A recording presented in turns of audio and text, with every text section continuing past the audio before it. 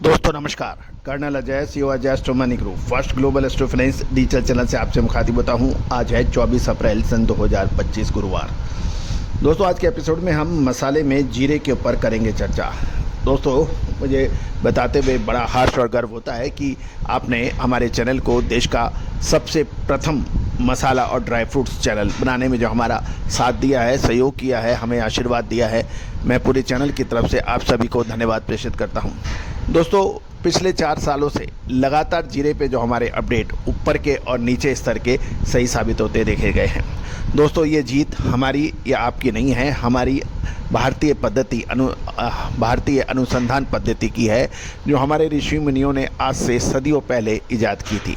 लेकिन लगातार विदेशी हमलों के चलते हमारी संस्कृति, हमारे ज्ञान विज्ञान को नष्ट करने की भरपूर प्रयास हुआ। लेकिन कहा जाता है ना कि आप किसी भी सभ्यता को, किसी भी ज्ञान विज्ञान को, किसी भी नस्ल को आप समूल नष्ट नहीं कर सकते, कहीं ना कहीं उसके अवशेष बचते हैं। और इन अवशेषों को सहेजने का काम हम पिछले लगभग 25 सालों से अधिक समय से कर रहे हैं। उसका नतीजा ये है कि हम मसाले हों, चाहे फिर दलहन, तिलहन, मसाला, अनाज, कपास, सोना चांदी, कच्चा तेल और भारतीय शेयर बाजार के ऊपर आपको सटीक विश्लेषण प्रस्तुत करते हैं। दोस्तों याद रखिएगा, मसालों का व्यापारी राजा कहलाता है और उसकी पहुँच देश और विदेशों में तक पहुंच सकती है, बशर्ते उसकी वित्तीय स्थिति सुदृढ़ हो, कुछ करने का जज्बा हो और सही विश्लेषण तकनीक का इस्तेमाल करे, तो उसको आप रोक नहीं सकते। और एक ये भी ध्यान देने वाली बात यह है कि एग्रो कमोडिटीज़ में लगातार इसमें तरक्की होगी, इजाफा होगा, बढ़त होगी, इसको कोई ताकत नहीं रोक सकती। किसी भी चीज़ की डिमांड कम या ज़्यादा हो सकती है, लेकिन जनसंख्या का आकार हर साल बढ़ेगा, रिक्वायरमेंट, कंजम्पशन हर साल बढ़ेगी। लेकिन अब सवाल ये है कि उसके बावजूद भी कृषि मंडियों के व्यापारी, मिलर्स क्यों परेशान रहते हैं। परेशान रहने का सबसे प्रमुख कारण यही है कि वो समय पे माल खरीद नहीं पाते, समय पे माल बेच नहीं पाते, ओवर ट्रेडिंग, सट्टेबाजी में लग जाते हैं। तो उसका आपके पास कोई इलाज नहीं है। यदि विश्लेषण के ऊपर ध्यान दिया जाए, अपनी ताकत क्षमताओं से काम किया जाए, तो निश्चित रूप से आगे आपको कोई नहीं हरा सकता। आज के इस एपिसोड में हम जीरे के ऊपर करेंगे चर्चा। दोस्तों चैनल पसंद आए तो सब्सक्राइब कीजिएगा, लाइक कीजिएगा और अग्रिम विशेष विश्लेषण के लिए संपर्क कर सकते हैं। दोस्तों कहा जाता है कि जीरे के बाज़ारों में तेज उतार चढ़ाव का सीधा संबंध चीन यानी चाइना के निर्यात पर निर्भर हो सकता है।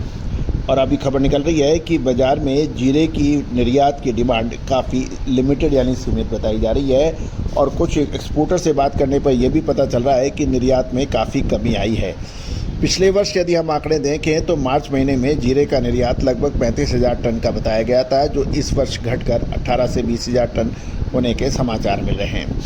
गौरतलब है कि जीरे की कीमतों में बड़े उतार चढ़ाव के कारण इम्पोर्टर और ख़रीदार सतर्क हैं और वो आवश्यकता अनुसार ही माल खरीद रहे हैं। और ग्लोबल बाज़ार में भारतीय जीरे की कीमत लगभग $2700 प्रति टन है। और इस साल मुद्रा डिलीवरी जीरे के भाव 5100 रुपये पहुँचने के बाद ये 450 रुपये घटकर 4620 से 4650 रुपये आने के समाचार मिले हैं।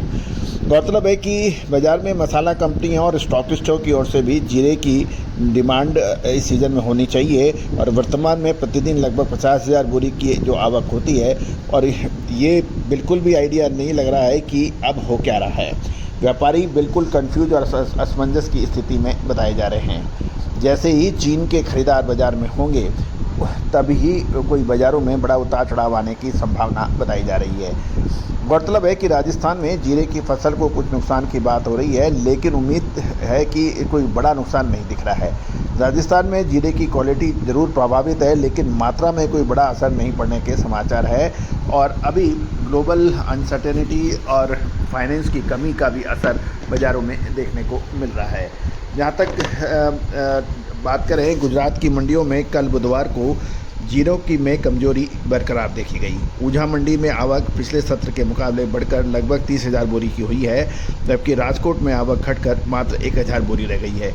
सप्लाई में अधिक होने के कारण बाज़ारों पर दबाव रहा और घरेलू व निर्यात दोनों ही स्तरों पर डिमांड कमज़ोर बताई जा रही है। ऊंझा मंडी में एक्सपोर्ट क्वालिटी और NCDX क्वालिटी के भाव 100 रुपये प्रति 20 किलो घटकर 3900 से 4100 रुपये और ये एक्सपोर्ट क्वालिटी की बात है। और एनसीडीएक्स के अंदर बात करें तो ये 4130 से 4300 रुपये के स्तर पर रहे। बॉम्बे बोल्ड क्वालिटी भी 100 रुपये गिरावट के साथ 4600 से 5100 रुपये प्रति 20 किलोग्राम के ऊपर कारोबार होने के समाचार हैं।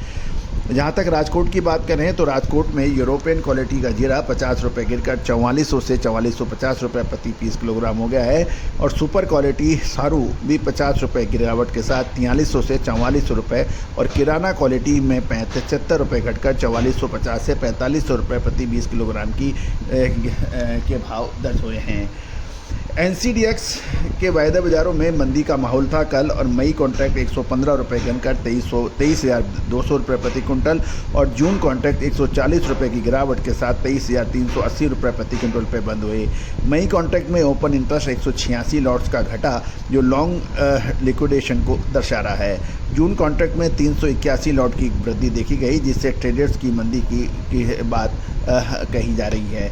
बाजार में सप्लाई बढ़ने और घरेलू और निर्यात मांग कमज़ोर रहने से अभी सेंटीमेंट दबा हुआ है। और अब महत्वपूर्ण ये है कि अब जीरे के अंदर क्या इन स्तरों पे माल खरीदना चाहिए या फिर करना चाहिए इंतज़ार। दोस्तों, ये यश प्रश्न है, और हमेशा ये कहा जाता है कि सही समय पे खरीदारी और सही समय पे बिकवाली बाज़ारों के अंदर हमेशा लाभ मिलाता है।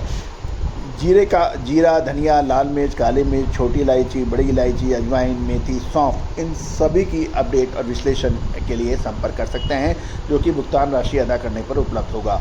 All the very best, good luck, happy trading.